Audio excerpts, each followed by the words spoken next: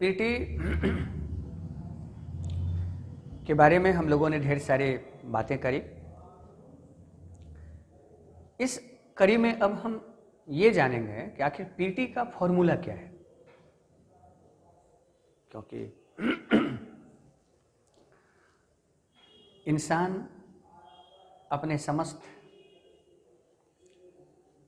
समस्याओं का समाधान अपनी तकनीक से करता है, और इंसान की ये खोजने की जो प्रवृत्ति रही, ये इंसान के जीवन को न केवल सरल बनाया बल्कि चांद पर ले गया। एक तरह से कहिए कि हमने अपने खोजी प्रवृत्ति के कारण चंद्रमा तक का यात्रा किया, रॉकेट साइंस का आविष्कार कर डाला। तो पीटी का जो बेसिक फॉर्मूला है, क्योंकि पीटी आवश्यक है आज, क्योंकि आपका अधिकारी बनना इस पर निर्भर करता है कि आप पीटी पास करते हैं या नहीं। क्योंकि आपके मेंस की कितनी भी अच्छी तैयारी क्यों ना हो, अगर आपकी पीटी न आ रहा हो तो आपके सारे तीर तर्कस में रख जाते हैं। इसलिए याद रखिए कि पीटी को सहजता से नहीं लेना है। पीटी एक चुनौती है, उसे सतर्कता से लेना है, और इस सतर्कता से अपने तकनीक को विकसित करना है और स्मार्ट स्टडी के द्वारा पीटी को संभव बनाना है। पीटी की जो सबसे अच्छी फॉर्मूला है उसको ऐसे कहें आप,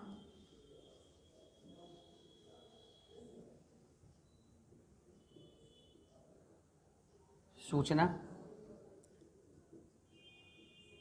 अभ्यास बराबर पीटी।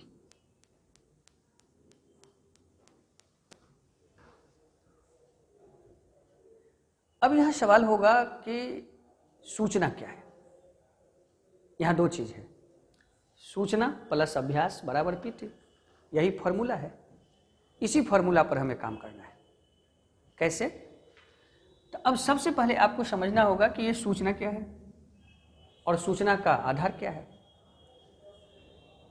तो सूचना क्या है और कितने तरह के होते हैं, इसके लिए हमने पहले चर्चा की है क्लास में। अभी यहां पर आपको ये बताते हैं कि इस सूचना को हम लेंगे कहां से और कैसे लेंगे।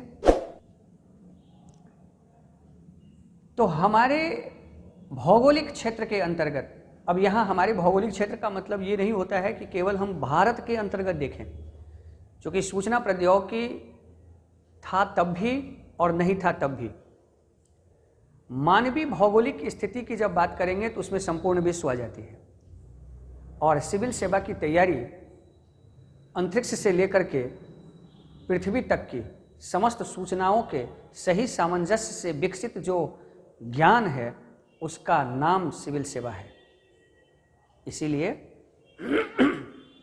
सूचना का यहां मतलब हो गया कि आपके सराउंडिंग्स में, चाहे घरेलू हो या बाहरी हो या अंतर्राष्ट्रीय हो या राष्ट्रीय हो, उन सभी सूचनाओं पर आपका एक सम्यक समझ। अब इसका सारा का सारा जो सोर्स होता है, सूचना का जो सोर्स होता है, वो समाज होता है। क्योंकि नेचर से बड़ी न तो किताब होती है और नेचर से बड़ा न शिक्षक होता है। तो नेचर से बड़ा जब कोई शिक्षक नहीं होता और नेचर से बड़ी जब किताब नहीं होती है, तो सभी प्रकार की सूचना इस नेचर में निहित है। केवल हमें अपने इंद्रियों से उस सूचनाओं को संग्रह करना पड़ता है और अपने मस्तिष्क से, अपनी समझदारी से उसे संश्लेषित और विकसित करके उपयोगी बनाना होता है। चलें, लेकिन अभी के संदर्भों में सबसे पहले हम यह देखें कि इस सूचना का दो आधार होता है, दो चीजें होती हैं। एक होता है प्रत्यक्ष, एक होता है परोक्ष। अभी प्रत्यक्ष और परोक्ष के रूप में चर्चा नहीं करेंगे, क्योंकि थोड़ा सा समय कम है। फिर कभी इन बातों पर चर्चा करेंगे, लेकिन मूल रूप से अगर आ जाएं तो सूचना के लिए आप दो चीज़ों पर निर्भर होते हैं। पहला वो है आपका बुक, किताब, और दूसरा है क्लास।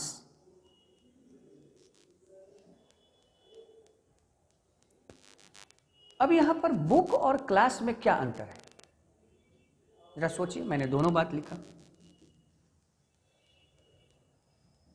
बुक क्या है? तो बुक सामान्यतः मान लीजिए कि बुक भी सूचना का माध्यम है और क्लास भी सूचना का माध्यम है। तो बुक की एक विशेषता है कि बुक जब भी सूचना देगा तो वो एक रेखीय सूचना देगी, एक तरीके का सूचना देगा। और क्लास जब सूचना देता है तो वो डायमेंशनल सूचना देता है, वो उपयोगी सूचना देता है। जैसे कि एक एग्जाम्पल लीजिए कि अगर मान लीजिए कि आपने किताब पढ़ा कि विटामिन सी की कमी से कौन सी बीमारी होती है, तो आपने कहा कि अच्छा स्कर्वी होती है, किताब में लिखा है, आपने पढ़ लिया। लेकिन यही चीज जब आप क्लास में पढ़ते हैं तो क्लास में केवल ये हो गया परंपरागत बेसिक इंफॉर्मेशन है जो किताब में वर्षों से चली आ रही है। तो विटामिन सी क्या अकेले एक ही बीमारी उत्पन्न करती है? नहीं, विटामिन सी हमारे टोटल इम्यून सिस्टम को कमजोर करती है, हमारे सारे के सारे इम्यून सिस्टम को वो एक्टिवेट करता है, प्रमोट करता है। इसीलिए उस हमारे विटामिन सी का हमारे शरीर में या जैविक क्रियाविधि में बहुत सारा उपयोग है और इसीलिए वो बहुत तरह के परोक्ष या प्रत्यक्ष बीमारियां उत्पन्न करती है। तो आज के संदर्भ में जब हम विटामिन सी पढ़ेंगे तो केवल उसके परंपरागत बीमारी नहीं पढ़ेंगे, उसके साथ हम आज भी जो नए रिसर्च के साथ जो बीमारियां हो रही है वो पढ़ेंगे जो क्लास से आता है। यही अंतर है क्लास में और बुक में। बुक हमें इंफॉर्मेशन दे सकता है, लेकिन उसका उपयोग हम कैसे करेंगे शायद उसको समझने में हमें थोड़ा समय लग जाए, और हमें तो समय है नहीं। हमें कम समय में महत्तम जो है सो सफलता लेना है, महत्तम आउटपुट लेना है। इसीलिए हमें अच्छे क्लास की जरूरत होती है, अच्छे सानिध्य की जरूरत होती है। अच्छे सानिध्य, अच्छे विचार, अच्छे चरित्र, अच्छे संस्कार से अच्छी अधिकारी बनी जाती है, क्योंकि आप अधिकारी बन रहे हैं।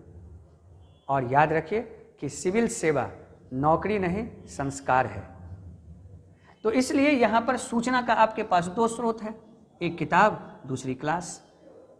सूचना कहीं से भी लें, मुझे नहीं बात करनी है। मुझे मेरा बात करना है कि आप सही से तैयारी करें, कहीं से भी तैयारी करें। 360 डिग्री पर आप कहीं भी हों, आप लाभान्वित हों, मैं आपकी सफलता में एक अतिरिक्त फूल का काम कर सकूं, मेरा यही उद्देश्य है। इसलिए इस किताब और क्लास दोनों से हम सूचना लेंगे। अब हमारे पास सूचना आ गया, लेकिन आपने सुना होगा, देखा होगा कि कुछ आपके इर्द गिर्द में आपके सीनियर बहुत सारे लोग मिले होंगे जिनके पास ढेर सारी सूचना है। वो लोग इंसाइक्लोपीडिया हैं, लेकिन इसके बावजूद भी पीटी नहीं आती। एक तरह से कहिए कि वो लोग चलता फिरता लाइब्रेरी है, लेकिन इसके बावजूद भी पीटी नहीं आती। क्यों? तो उनका प्रयोग कमजोर है, उनका अभ्यास कमजोर है। अगर अभ्यास आपका कमजोर होगा तो फिर आप उस तरह से नहीं कर पाएंगे। इसलिए याद रखिए कि सूचना से अधिक अभ्यास का महत्व है। इस फॉर्मूला में सूचना से अधिक किस पर महत्व है? अभ्यास का महत्व है। अब अभ्यास का महत्व में जब हम लोग आएंगे तो अभ्यास से हमें क्या आता है? तो अभ्यास से सबसे पहला कि हमारा मनोविज्ञान तैयार होता है।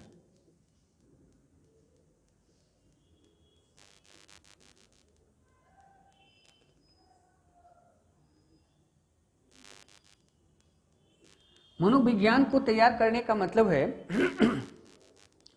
कि सामान्यतः जो हमारा दिनचर्या होता है, उस दिनचर्या में जब हम लोग अभ्यास करते हैं तो हमारे मनोविज्ञान, इसमें भी कौन सा अभ्यास करेंगे आप, ये पहले क्लियर कर देते हैं। अभ्यास दो तरह से होते हैं। एक हम लोग अपने क्लासरूम में अभ्यास करते हैं, प्रैक्टिस में अभ्यास करते हैं, एक डिसिप्लिन मैनर में अभ्यास करते हैं, और एक होता है कि हम अपने रूम पर भी अभ्यास कर रहे होते हैं। रूम पर जो अभ्यास होता है वो अभ्यास तो होते हैं, लेकिन उसके प्रति हमारी जो तत्परता होती है, जवाबदेहिता होती है, मनोविज्ञान होता है, वो आपको सहज होता है। आपको असहज माहौल में मस्तिष्क को सहज रखने की विधा सीखनी है। इसको कहते हैं व्यावसायिक अभ्यास, इसको कहते हैं प्रोफेशनल अभ्यास, इसको कहते हैं प्रैक्टिकल अभ्यास। तो आपको उस तरह के अभ्यास करना है। आपको वो परंपरागत अभ्यास नहीं, घर पर जो अभ्यास करते हैं वो तो डेली के अभ्यास है, वो मुझे करनी ही करनी है। लेकिन आप एक ऐसे अभ्यास कार्यक्रम से जुड़िए जो अभ्यास प्रोफेशनल तरीके से हो। उस अभ्यास से आपको जो फायदा होगा वो ये होगा कि सबसे पहला आपका मनोविज्ञान तैयार होगी। आपको लगेगा कि मैं बीपीएससी के एग्जाम की तरह दे रहा हूँ, उसी तरह से लोग होना चाहिए, उतने ही अधिक लोगों संख्या रहनी चाहिए, जिससे कि आपके अंदर में एक एग्जाम का एक डर पैदा होता रहे अंदर में, और इससे प्रैक्टिस करते करते करते आप एग्जाम के डर को दूर करेंगे और किसी भी परिस्थिति में आप सहज रह करके एग्जाम देंगे, जिससे 10 से 15 क्वेश्चन अपने आप बढ़ जाएगी। तो याद रखिएगा कि ये अभ्यास आपके मनोविज्ञान को निर्मित करता है। अभ्यास कैसा करना है, किस तरह के अभ्यास देना है, तो व्यावसायिक अभ्यास, प्रोफेशनल अभ्यास से जोड़ना है। जैसे कि एक तो अपना डेली अभ्यास है जो घर पर करते हैं, उसको करिए। इस अभ्यास से दूसरा जो फायदा होगा आपके अंदर में कि आप में सटीकता आएगी।